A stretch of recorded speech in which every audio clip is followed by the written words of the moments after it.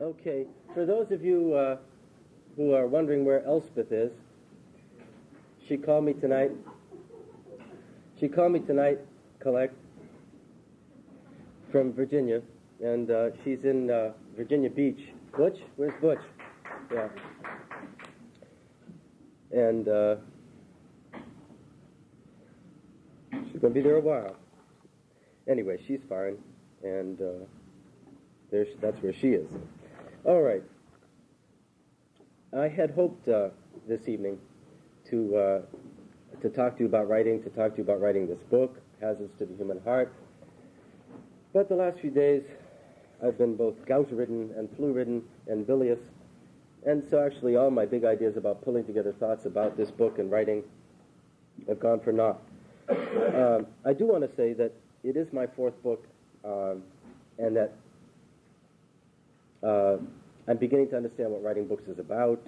I'm beginning to understand what they take out of me.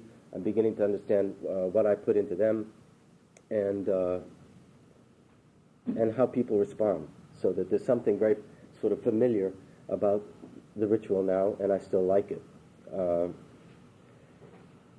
I mean, it's a source of some humor to me because I can remember now, in 1970, starting to write a book and not knowing what the outcome would be, and now for the fourth time, I have some sense of what it's about. I'd like to read you the quotes I used to start this book. There are three of them. The first is, "So it appears that the stickleback fish does not start digging because its nest-building drive is suddenly activated. Rather, the fish is engaging in what has been called a displacement activity, alternating between the urge to attack and the urge to escape, neither of which it can carry out. It is finally driven by its tension to find an outlet in an irrelevant action." The second quote is, "As the proverb goes, you don't drown in the sea, you drown in the puddle." And the third is, there were grand passions, ordinary marriages, with or without love, and liaisons, both temporary and habitual, venal and affection. Well, that's the frame of mind I was in when I started writing these stories. And the book was originally to be called The Material Plane. And it was the small things that were pulling me down. And the fear was that I would drown in a quarter-inch of water when I had thought I'd be crossing the seas. And the opening story is called The Mad Dog Instructional League.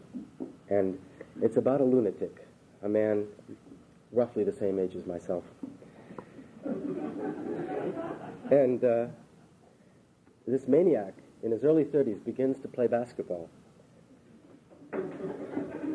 every day. In fact, it's the central part of his day. It's what he does most and maybe best, and he's not a very good player.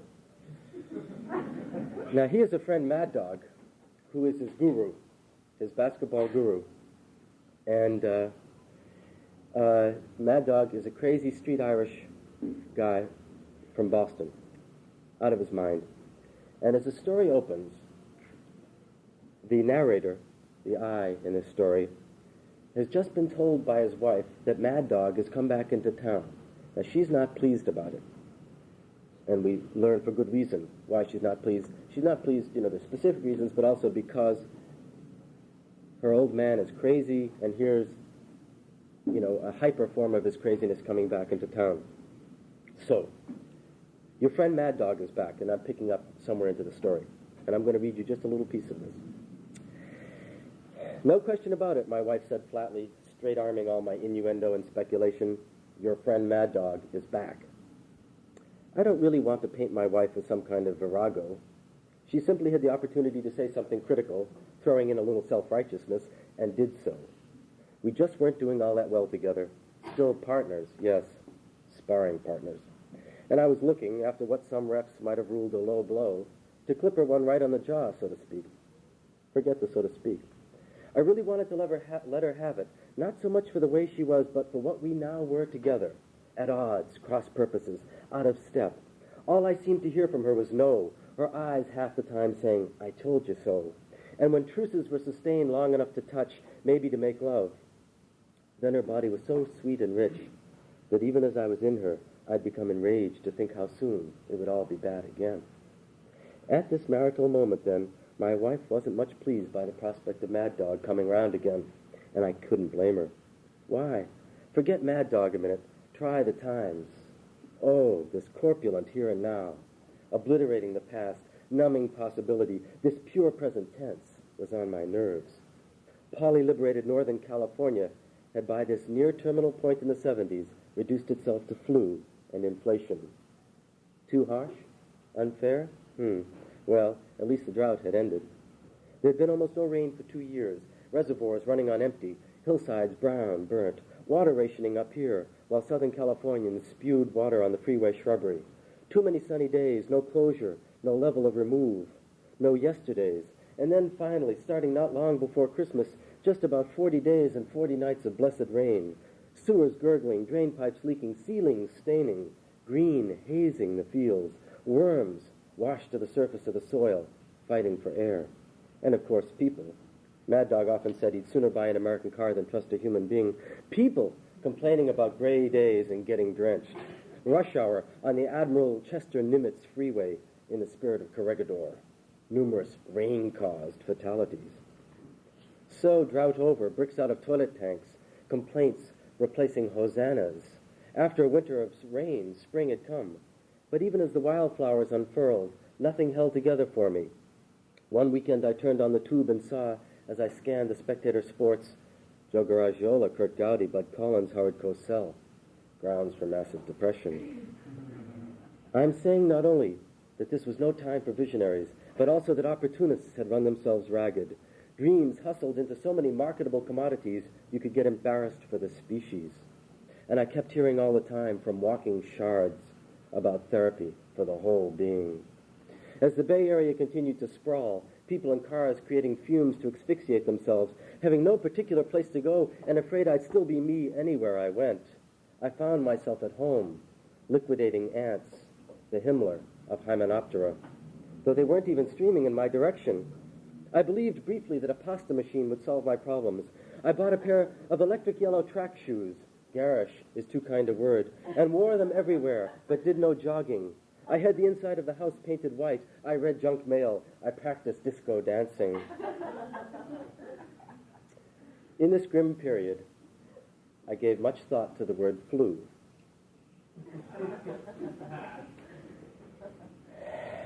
What we now experience is seldom lethal, merely periodic, no big deal.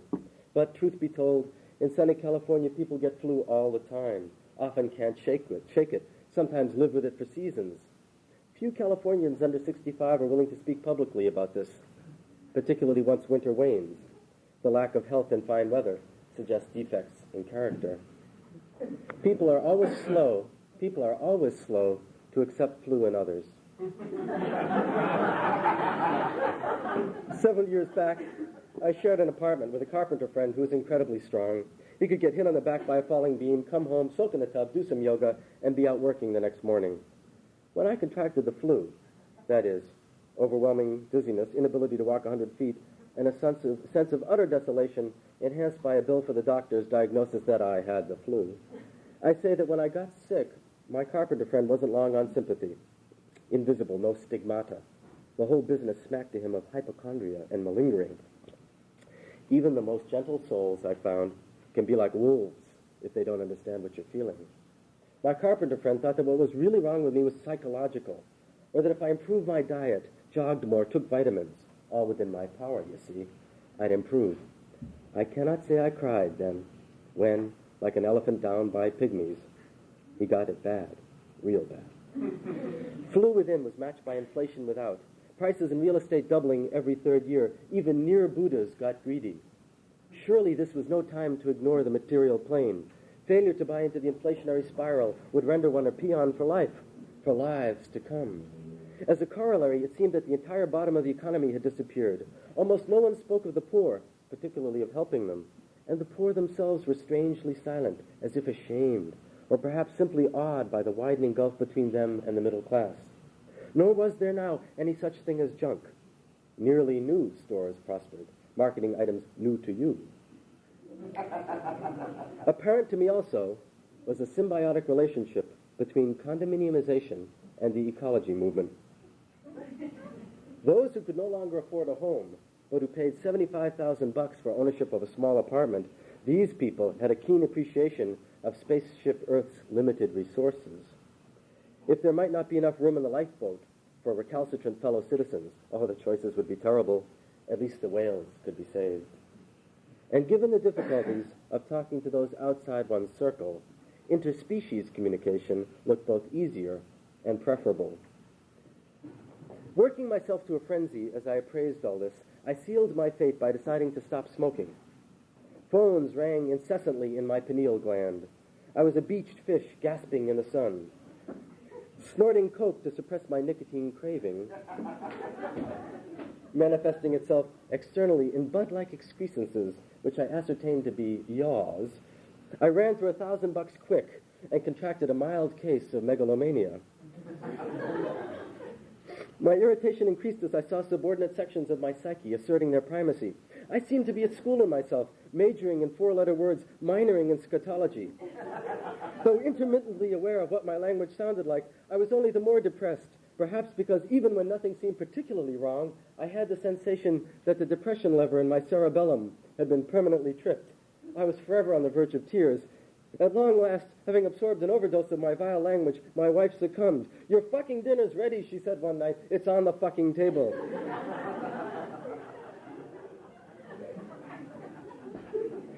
This exchange, once articulated, stopped the present tense from moving on to another present tense, as it had been doing so remorselessly.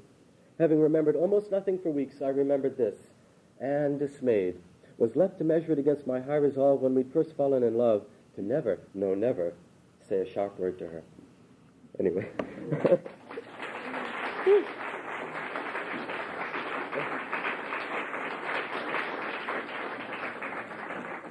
Well, that's just one little two-page piece of this long story called the Mad Dog Instructional League, and you can see that the piece goes at an intense pace. That's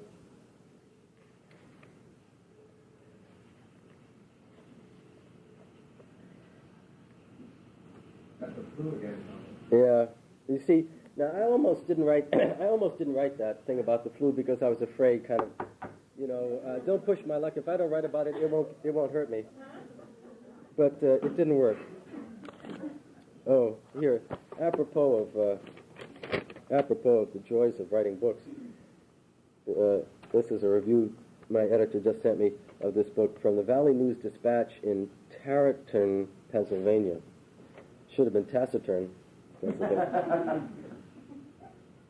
Short story writing conjures up 1920s images of Fitzgerald and Hemingway, working to streamline a dramatic incident into a few descriptive pages. Not an easy task.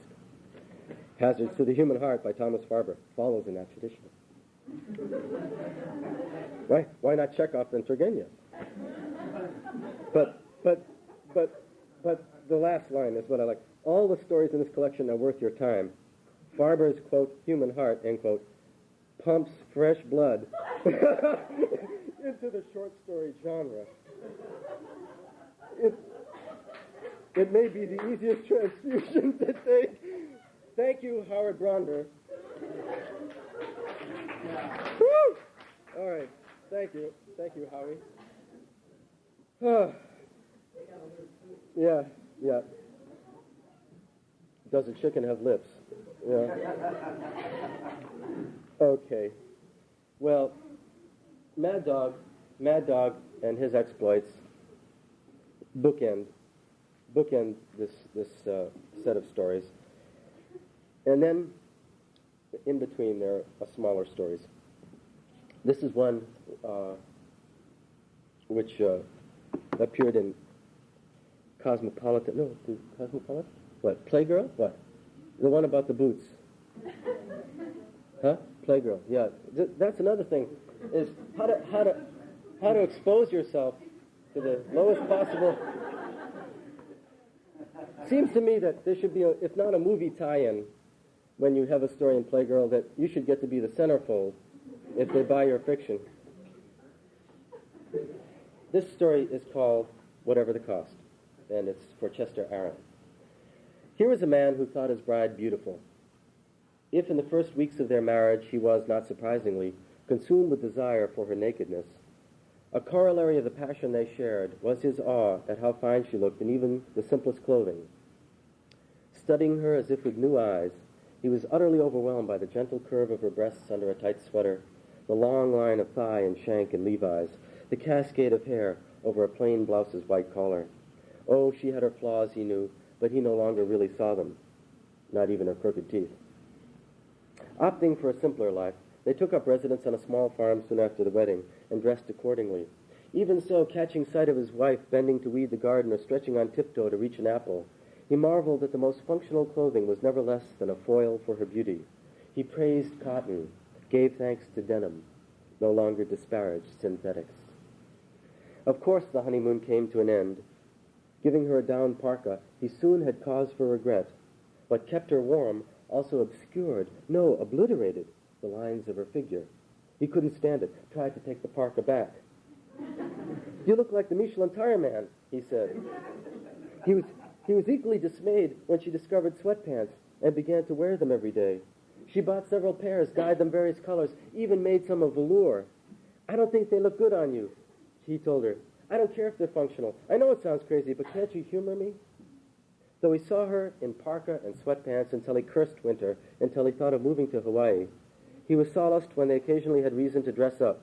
She'd go into the closet, rummage through her thrift shop collection of dresses, choose a pair of heels, and emerge looking absolutely elegant, torn between admiration, wanting to see her this way forever, and lust, eager to undress her immediately. He'd remind himself what a beautiful woman he'd married. As they prepared for a friend's party one night, he suggested that she wear a black velvet suit he found particularly becoming. "I can't," she said. "I have no boots. I gave them away. They were worn out." A long silence followed her words. He was remembering that years before he met his wife, he'd once given his lover a very expensive pair of handmade shoes. He'd been working in the city then, bringing home good money. Now he had to watch what he spent. His mind continued to wander. Did his wife know about those handmade shoes? Of course not, he told himself. How could she? He'd have never mentioned it. Or had he? "I don't really need them anyway," she said, interrupting his thoughts. "I'd almost never get to use them out here on the farm." "Maybe not," he responded, "but I just decided to buy you a new pair." "You shouldn't. They'll cost a lot," she said. She laughed. "You'll regret it." "Hey," he said, "I'm going to do it. That's that." Several months later, they flew to New York to visit some friends. Accustomed now to country life, he was both startled by the city and truly amazed at the clothing people were wearing. Even the men were into high fashion, dressed fit to kill. His roommate from college, for instance, had 40 suits, countless monogrammed shirts, and 25 pairs of shoes. As for the women, obviously they spent much care and money on what they wore. In fact, only by reminding himself that he was just passing through town did he avoid feeling somewhat drab in his Abercrombie & Fitch Viola shirts and baggy corduroy pants. No, the country squire look just didn't cut the mustard in the Big Apple. He was also chagrined to find that friends of both sexes admired his wife's velour sweatpants creations, asked where she'd bought them. One afternoon, he suggested they go looking for boots. And now they go, I'm jumping a little bit, they go trudging all over the place and still can't find what he wants, what he's got in mind. She, meanwhile, tried on a pair of green suede spike-heeled boots with turquoise embroidery, lace-up ostrich skin ankle boots with detachable spats, and, completely forgetting their mission, pumps of silk crepe de chine. As the afternoon ended, they sat drinking coffee. "Sorry," he told her. "I have a headache. I'm exhausted. Let's call it a day." They were walking back toward Fifth Avenue, looking for a cab, when he stopped abruptly at a store window. His wife, who'd gone ahead several feet, turned and rejoined him. "Now this is what I meant," he said triumphantly. "Wasn't this worth waiting for?" The boots were both chic and austere, extraordinarily beautiful, and, he noticed, no prices were indicated. The shop was small but luxurious, the chairs incredibly comfortable, the clerks dressed for disco dancing. Seem to like that, don't I? Huh? As his wife tried on first one pair of boots and then another, his head began to nod. She poked him on the arm. "Do you like these?" He did, but looking around, suggested she try several others. As his eyes closed again, he heard the cashier tell a woman he'd seen trying on a pair of iridescent leather flats. that it would come to $151.33. Dear Jesus, he said to himself, what will the boots cost? Those are $290 plus tax, the clerk told him as his wife walked back and forth in front of the mirror in a pair of burnt brown Spanish-style riding boots with contrasting trim. They're designed by our experts here and then crafted in Milan. Each boot, of course, is handmade. Well, he asked his wife as she sat down beaming, should we get them? They must be incredibly expensive, she said. Let me worry about that. Do you want them? Who wouldn't? But you really think they're worth it? As he took out his Bank AmeriCard, hoping he hadn't already exceeded his credit limit, the cashier explained that they also had a selection of boots for men. No thanks, not today, he replied. Not unless you take used Adidas in trade, he said to himself. Happy, he asked his wife, as they walked toward Fifth Avenue. Yes, she said, but I hope you won't regret it. Don't worry, I won't, he replied. Yet, even as they stood on the curb waiting for the light to change, he was translating the price of the boots into house payments and shaking his head. Come on, he told himself. This is something special. She'll have the boots for years. I'll love seeing her in them. Nevertheless, he couldn't help thinking that it was a lot of money. Of course, she'd hardly pressed him to spend it. He'd made the offer in the first place. He'd suggested that they go shopping. He'd found the store. Still, it was a hell of a lot of money for a pair of boots. No question about that. She knew it, too. He wondered, accordingly, if she'd feel she owed him something for such a wonderful gift. He looked over at her, noticed her crooked teeth. No, probably not. She'd assumed, not unreasonably, that he'd done what he wanted to do. He kept thinking, though the whole venture had been his idea, wouldn't it be something if there were a quid pro quo he could now expect from her that would somehow defray the expense? But what? He laughed to himself. What indeed? The light changed. They moved with the flow. She took his arm, boots in a plastic bag dangling from her left hand. He kissed her cheek. What a beautiful woman, he thought. Really, what could he ask for? And if he were in fact able to find some way to broach so delicate a subject, what would she think the boots were worth? Could he, for instance, ask her to stop wearing sweatpants? No, probably not. Not now that so many people had admired them. Too bad, too damn bad. Boots would have been cheap at the price. They walked on, her arm still in his, people streaming past in both directions. It began to drizzle. The sweatpants would certainly have been worth it, he told himself, worth every last penny. What a shame. Well, that was that. So what else could it be? And then, not only consoled, but starting to grin, he remembered the down parka.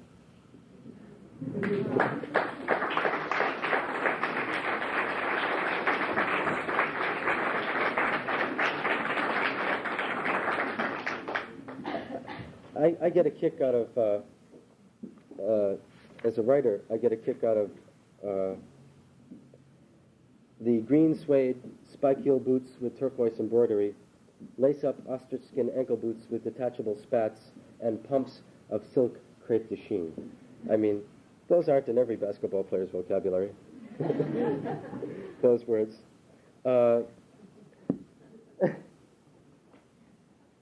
Now, what I'd like to do is read a couple of more short stories. And hi, why don't you people come on in and get comfortable, or as comfortable. You are comfortable. Okay. I think I've given you something of the flavor of hazards, and I'd like to read a couple of some favorite stories of mine that from earlier books that I haven't looked at for a while, and this afternoon I found them again. This is a story that opens the collection, Who Wrote the Book of Love? Down at the bay, early that morning, southwest wind strong in his face, he passed a long hour watching the boats beat out toward the gate. Cold and cleansed, he was on his way to work, moving slowly with the weekday traffic, when he spotted Ellen walking out of a market. Pulling up to the curb, he honked to get her attention, and she came over to the car. He hadn't seen her for more than a year, and had never really known her well. She and a friend of his had tried living together, but had separated after several months. As she sat in the car, she did most of the talking, speaking intensely about her new career. I like being a nurse, she told him. "I've always wanted to help people, but I found, as I could have predicted, that most of their pain is beyond care. There are things I can do, of course, and I'm glad to know what I've learned, but the evidence of my senses only confirms what I've already believed. People suffer. Pleasure turns out to be just a brief deviation from the way things really are." He felt tempted to laugh at her tragic view. There they were, in fine health, sun shining, wind strong enough to wash away all sorrows. It seemed an unnecessary act of will to insist that there could be anything not consonant with the day itself. But he didn't laugh. Something in her tone, past the words themselves, summoned up despair, heartbreak, loneliness, loss. She was, he conceded to himself, speaking of what was also real. As she talked, her incredibly thin and long lips occasionally curled into a tight smile, especially when she confirmed yet another bleak conclusion. "You know," she said, "people take years to die. After a while, no one comes to visit. They can't do anything themselves. They can't even find the strength to give up." She looked at him hard, daring him to refute her point. Her pessimism reminded him of the 50s, when it had been so much the fashion to identify with madness and isolation. But as she spoke, her enormous blue eyes taking him in, unblinking, he had no desire to mock. She was too beautiful. "I have to get back to the hospital now," she said, checking her watch. "I'm in the phone book. Call me sometime. We all need people." She smiled, gathered her packages, and was gone. Driving to his office, he grinned to himself at her seriousness and wondered what she'd be like with him if she weren't bound to such severe truths. But there was really no point thinking about it. She regarded happiness as merely illusory, after all. Any pleasures they shared would only make her uneasy. He wouldn't be able to win for losing. Even worse, however much she gainsayed her nursing career, her affection was clearly reserved for those most in need. Not ill, not broken, without enemies, needing no more than someone to love, he wouldn't have a chance with her. Again, grinning to himself, he wondered if anyone had ever told her that a man can die of a broken heart. Approaching his office, he dismissed the notion of asking her out. Finding the right person was hard enough, without trying to argue someone into having a good time. Turning up the radio, he was pleased to hear his favorite tune, and sang along. "Well, there's a rose in the fisted glove, and the eagle flies with a dove. And if you can't be with the one you love, honey, love the one you're with. Love the one you're with." When he returned to his apartment that evening, it was nearly nightfall. Just as he entered, picking up the cat, turning on the lights, the phone rang. It was his brother calling long distance. "Listen," his brother said, "I have very bad news. Daddy is dead." Hours later, these were the words still in his ears, but long since he was saying them to himself, crying. After a while, walking from room to room, still saying the words, he began to prepare to head home in the morning. He made a plane reservation, arranged to have his neighbors care for the cat, spoke briefly to close friends to tell them what had happened. When they offered to come by, he asked them not to. He said he didn't know just how long he'd be gone. Alone in the apartment, packed and ready to go, dazed, he wondered what to do until morning. Pacing, unable to settle, he looked up Ellen's number and dialed. When she answered, he apologized for calling so late, and then, finding no better words, he said, "My dad just died." "Why don't you come over?" she replied. Her apartment was small, Spartan, and not very clean. It wasn't what he needed, he thought, as he walked in, and it was just too foreign, anyway. Of course she had no idea who his father had been, what their family had been like, where he'd come from. He'd made a mistake in calling, a mistake in coming over. This was no time for strangers. She returned from the kitchen with a glass and a decanter of wine. "Drink," she said. He drank and kept drinking. "My dad's dead," he said after a while. "I don't usually drink much, and then not wine." He drank some more. "Do you think it's wrong to be getting drunk when your dad's died?" he asked her. She kept filling the glass. "I have to be at the airport at 9, he said absently, when the decanter was half empty. "I'll set the alarm," she replied. When the wine was finished, she guided him to the bed and helped him undress. Then she undressed and joined him under the covers. "My dad died," he was saying. "Now my dad is dead." She smiled a long, thin smile and took him in her arms. As they came close to each other, he tried, through the alcohol, to ask himself if this was right. His dad had died, and here he was going to make love. Closing his eyes, he could see his father at the kitchen table, exhausted after a long day's work, soon losing the drift of the family's mealtime chatter, clenching and unclenching his fingers, staring at them as if still amazed that they could have lost their strength. But then, coming back from so far away, he was in her, and he could see her eyes staring up at him, enormous, blue, unblinking.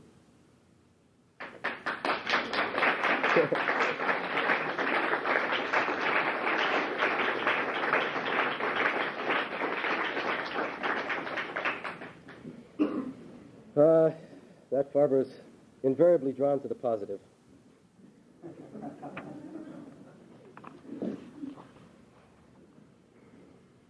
I'd like to read one more, and then I hope some of you people can linger. I'd like to say hello to some of you I haven't seen, and also I think you might enjoy meeting each other. So,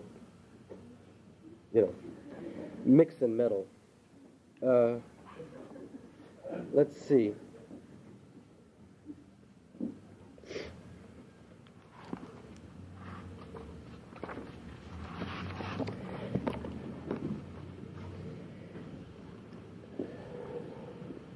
Deacon is curious about LSD.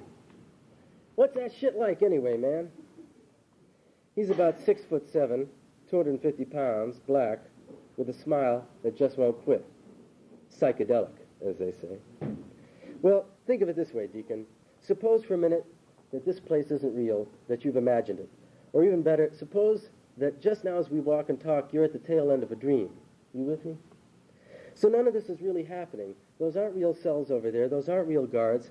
And we aren't really having this conversation. It's all part of your dream. Right now, right this minute, you're really on those silk sheets back in your pad. You're tossing and turning, having a bad dream that seems incredibly real. And the bad dream you're having is that you're in prison, that you've been doing lots of time, too much time, and that at this particular point of doing time, you're having a conversation with some dude about LSD and it's making you uneasy, and in a minute you're going to cut him loose and head on down to chow. But of course, you are really just finally finishing your way out of the end of your nightmare. Any moment now, you'll snap out of those silk sheets sweating like a dog, your old lady hanging all over you. What's the matter, baby? She'll say, take it easy, baby. Everything's going to be all right. You'll blink your eyes hard. You'll shake your head to clear it, and then you'll start to tell her about that dream you were just dreaming. Of course she'll hold you close, tell you sweet things, but you'll be wondering. You'll still be thinking about that dream, how real it felt, how just as you woke up, you were talking to that dude in prison, and how before you went to chow, the last thing he said was, and it is the not knowing which of the two worlds is real that is at least part of what LSD is about, if you see what I mean. Deacon shakes his head. That's some heavy shit, man. Too heavy, really. Doesn't do at all to get into this kind of talk. It breeds anxieties one is ashamed to feel. Strange to be unsettled by contradiction, to be disturbed by just the kind of ambiguity that might have pleased the mind on the streets. But here, metaphor is too subtle. Paradox not only elusive, but actually threatening. Dangers abounding. It pays to keep things linear. Guards and inmates alike enforce a code that both censors feeling and checks expression of emotion. Here, to voice sadness is to snivel, and to persist is to hold on for dear life. Given the discomfort my words have brought then, it's a pleasure to read Deacon's mail to him. To our great relief, the familiar language of the letter reminds us where we stand and cues appropriate response. Honey, how are you feeling today? Hope they aren't treating you too bad down there. Hon, will you do this for me? Love, when you come out, you're going to beat my ass, and baby, I miss you more than anyone here could know. I hope you get some fat on your body. I'm going to try to gain some pounds. Deacon smiles when I finish reading. He's glad to have forgotten about LSD. Relieved to be clear about what world he's in. Simpler just to do the time, particularly with his woman waiting home, saying she's waiting. It's one way to do time, this ritual exchange between the inside and out. It makes the time pass just to work through the formula. Grief, despair, anger, penitence, hope, loneliness. They all hang in the prison air, ready to once more be molded into the litanies of being down. You know I'm going straight, baby. Going to get me a job. When I get out, honey, you'll see. I know it's hard on you, too. Have you seen that lawyer for me, baby? That two-timing motherfucker? Have mercy. Deacon is still smiling. He's really pleased to hear from her. The dialogue goes on. His complaint, her concern, his lament, her betrayal, their reconciliation, their separation, whatever it is and will be, until he's back in the block, back to his silk sheets and his Cadillac, and running round and round. Unless he doesn't make it out. As Deacon heads to chow, anxiety about the nature of reality quickly subsides. What remains is a struggle to hold on to an awareness of our loneliness and loss, lest even that understanding be denied us. But relentlessly petty needs concretize our concerns, and we are too willingly numbed. If to feel is to feel bad, who needs it? Though the timeless rhythms of the formula for doing time impel one to accept the terms of this life, such continuity with the past occasionally creates anomalies which force feeling alive once more. I think of Deacon on the prison farm, driving the tractor, baling hay, toting the bales. Surely forms persist. Prison is, after all, a state-maintained anachronism. But there he is, a genial giant, straw hat on his head, bandana around his neck, towering over the white guards, and doing the same chores that black men have performed for white overseers for the last 350 years. If Deacon is aware of his place in this continuum, he doesn't let on. As much as the guards, he avoids, like the plague, anything resembling ideology. Or perhaps it is just the simple truth that is avoided. Clearly, were he moved to anger, Deacon could easily snap the spines of the three guards. If he begins to let that kind of feeling speak in himself, however, those silk sheets will be no more than something he once dreamed he dreamed.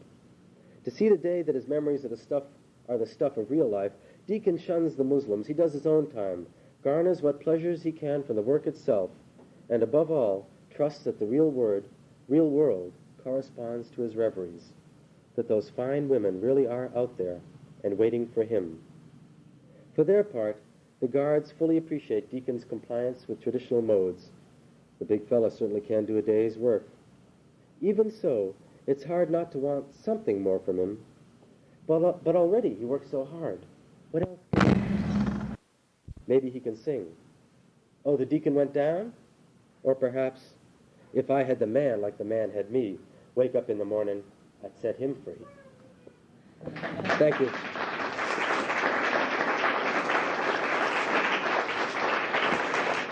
Thanks.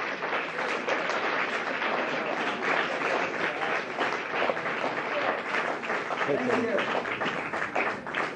We have copies of some of the books downstairs.